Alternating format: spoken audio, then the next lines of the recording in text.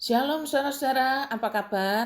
Saya tetap mengajak kita sekalian yang masih Tuhan berikan kesetiaan untuk memelihara firman dengan firman Tuhan.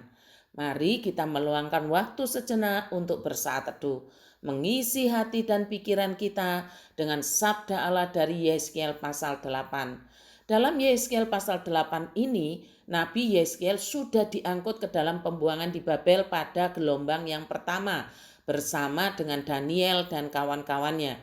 Pada pembuangan gelombang pertama ini, yang diangkut ke Babel adalah orang-orang yang terampil, orang-orang yang pandai, keturunan bangsawan, tukang-tukang ahli yang hebat-hebat. Nabi Yeskiel termasuk orang-orang yang berkualifikasi baik tadi, sehingga ia pun diangkut ke dalam pembuangan ke Babel. Ketika dalam pembuangan itulah Tuhan Allah memberikan penglihatan kepadanya, penglihatan karena ia seorang nabi Tuhan.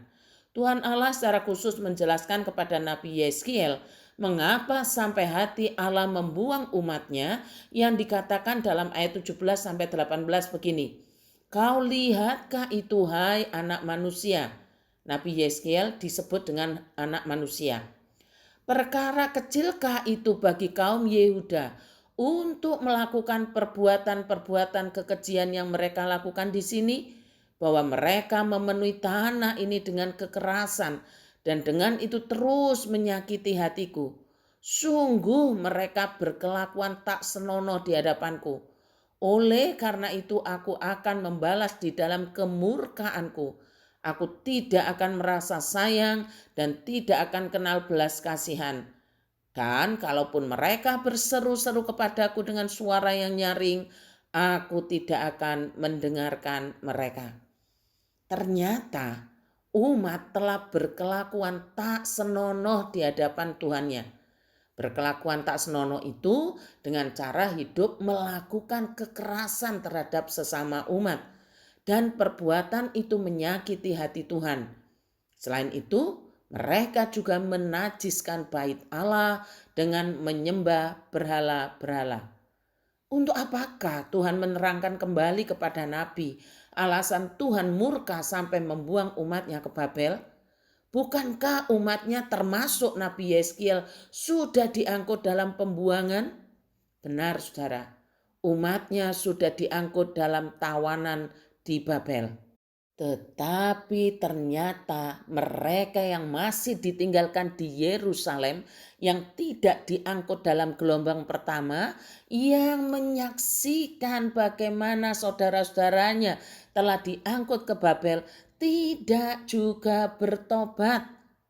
Padahal mereka menyaksikan dengan mata kepala sendiri bagaimana saudara-saudaranya diangkut ke Babel. Sebab itu terjadi pembuangan kembali pada gelombang kedua di tahun 587 sebelum Masehi. Sedangkan pembuangan gelombang pertama terjadi pada tanggal 16 Maret tahun 597 di mana Nabi Yeskiel juga diangkut. Saudara-saudara, jika pada zaman Nabi Yeskiel cara umat Tuhan melakukan kekejian di hadapan Tuhan yang menimbulkan sakit hati Tuhan adalah dengan mencemarkan baitnya dan menyembah berhala seperti yang dituliskan oleh firman ini. Kemudian dibawanya aku ke pelataran dalam rumah Tuhan, sungguh dekat jalan masuk ke bait Tuhan, di antara balai bait suci dan mesbah ada kira-kira 25 orang laki-laki yang membelakangi bait Tuhan dan menghadap ke sebelah timur sambil sujud pada matahari di sebelah timur. Apakah kemungkinan yang sama juga bisa terjadi di zaman kita sekarang ini? Apakah bisa terjadi mengaku percaya kepada Allah yang Maha Kuasa, tetapi pada saat yang sama menyembah Allah lain seperti umat di zaman Nabi Yeskiel, menyembah matahari terbit? Saya pikir saudara bisa loh terjadi. Lalu apa tandanya? Bahwa Tuhan murka kepada kita yang melakukan kekejian yang sama dengan umat Allah di zaman lampau dengan menduakan Tuhan? Bukan dibuang, tidak lagi dibuang seperti bangsa Yehuda. Tetapi mari kita perhatikan jawaban Tuhan di ayat 18 yang Tuhan katakan begini. Dan kalaupun mereka berseru-seru kepadaku dengan suara yang nyaring, aku tidak akan mendengarkan mereka. Saya ulangi ya saudara, cara Tuhan murka kepada umatnya yang melakukan kekejian di hadapannya adalah dengan perkataan Tuhan di ayat 18. Dan kalaupun mereka berseru-seru kepadaku dengan suara yang nyaring, aku tidak akan mendengarkan mereka. Lalu kita bertanya, mengapa kok Tuhan menempuh dengan cara seperti itu? Saudara, karena sebenarnya dengan melakukan kekejian yang disengaja, umat Allah menolak untuk percaya. Umat Allah sengaja berbuat dosa, menunjukkan mereka menolak untuk percaya. Kiranya Tuhan menolong kita supaya jangan sampai kita tidak percaya, melakukan kekejian di hadapan Tuhan, melakukan hal-hal yang dibenci oleh Tuhan, bahkan menduakan Tuhan. Sehingga kita boleh introspeksi diri. Kalau kita berseru-seru ternyata Tuhan tidak mendengarkan. Ada baiknya kita mencoba untuk jujur. Apakah selama ini kita menduakan Tuhan? Tuhan memberkati saudara. Mari kita masuk di dalam doa. Tuhan, terima kasih untuk peringatan firman Tuhan. Kalau dahulu pernah terjadi, maka tidak bisa dihindari, hal itu pun sama walaupun bentuknya, wujudnya berbeda. Tetapi intinya sama, yaitu menduakan Tuhan. Ampuni Tuhan. Tolonglah kami untuk benar-benar memiliki hanya satu Tuhan dan mengenal-Mu dengan baik. Menyerahkan untuk persekutuan KW hari ini, talk show oleh Ibu Nina, kiranya semua perempuan-perempuan GKT antusias dan jemaat Tuhan memperhatikan undangan ini dan turut hadir bersama-sama.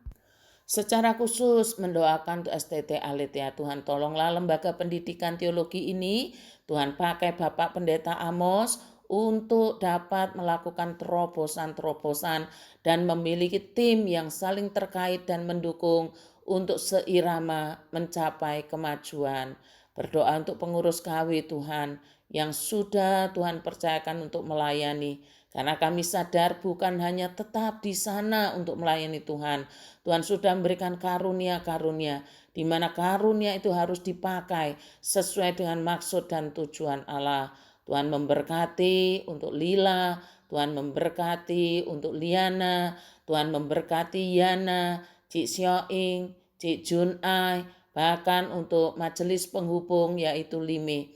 Tuhan kiranya Engkau tolong di dalam pelayanan-pelayanan ini, agar mereka semua mengenal Allah, Allah semesta alam melalui Tuhan Yesus Kristus. Kami terus mendukung di tengah-tengah gereja-Mu untuk pemuritan dan penginjilan. Tuhan, biarlah GKT Banyuwangi dipakai untuk meneguhkan, untuk alat Tuhan, di mana Injil disebarluaskan. Terima kasih Tuhan, kami bersyukur, kami berdoa di dalam nama Tuhan kami Yesus Kristus. Amin.